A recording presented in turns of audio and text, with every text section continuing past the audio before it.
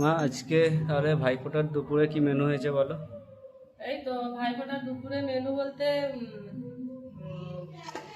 আসলে ওদের বোন নেই।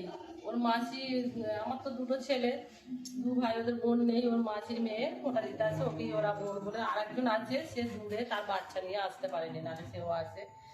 আর এই ভাত হয়েছে, তারা ফোঁটা দিতে আসে। আর এইসব খাবার হয়েছে, ভাত হয়েছে, আর এই যে ডাল হয়েছে।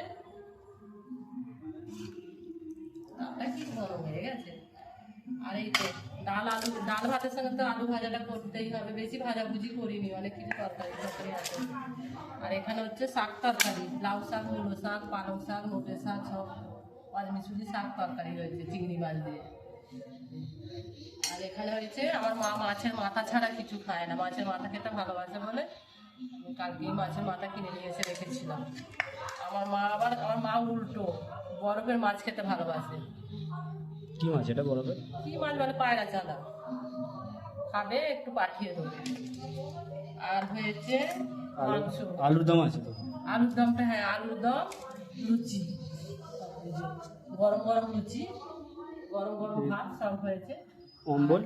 এখানে হয়েছে মাংস কষা, আলু ছাড়া মাংস কষা, চিকেন? চিকেন চিকেন কষা। আর এখানে হয়েছে আমরা দিয়ে,